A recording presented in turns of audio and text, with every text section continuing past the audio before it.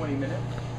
So you're gonna load your coffee in here, and then it comes into a colander where it's heated by these gas jets, if you can see over here at all. It spins around and it rejects some of the seeds. I have to throw it out here again. And so anyway, once it reaches the temperature, and we're looking for 437 today. I'm gonna pull this and it's gonna go into the cooling tray. And the cooling tray is to like stop the process, kind of like in cooking when you blanch something. We have a couple different varieties and they're all grown here on Maui. This is the red Cattleya number 11. We have some Mocha 8, which is pretty. I told you about those mocha beans earlier. Take a look at these beans in comparison.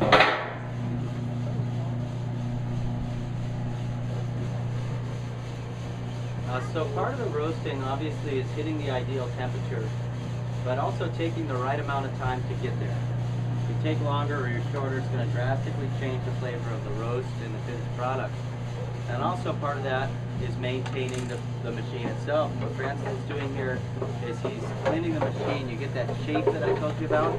Even these polished beans have this chafe that comes out, and you end up with a fire in the bottom of the roaster. Now, one, you can burn down and melt down your roaster. That's expensive. But two, if you leave too much fire in there, you're going to get a really sooty flavor.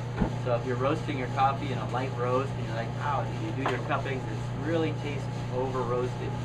It's not necessarily the temperature. You got to look about how you're getting there and how the machine is running. And the chafe is released at 400 degrees. There's like a crack, and the bean swells up. You guys want to look at that? So that's the Mocha 8 afterwards. Yeah, the coffee bean will actually just about double in size during the roasting process. And like popcorn, it'll pop once, as Francis says, around 400 degrees. You'll get another pop between 420 and 430. And that's how it kind of puffs up and gets that brittle texture that we're all familiar with.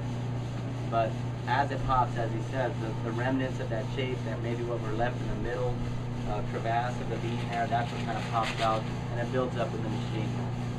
So maintenance is a big part of it. Just so you can tell, this is the Typica. This is one of our larger beans. Just so you can see the difference in grading. And this here is actually grown on the farm. So this is our coffee right here. It's been graded. Yep. So these beans here are grown by a fellow farmer here named Kimo Faulkner. And if you remember looking at our trees, they're not all that big. They're not in full production yet. So this is actually some of our production last year. And this has finally been finished. So we've got it graded to size. This is a number 16.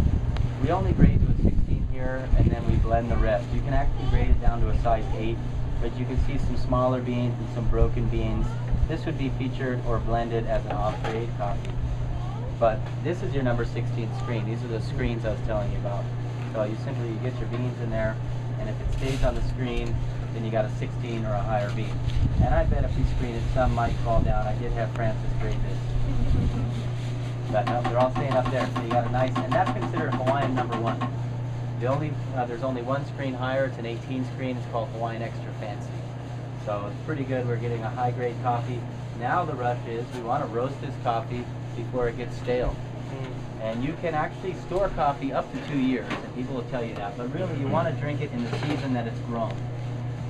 And ideally, you want to drink it unblended if you really want to taste that coffee first, or at least taste it unblended, and then decide what you might like to pair that with.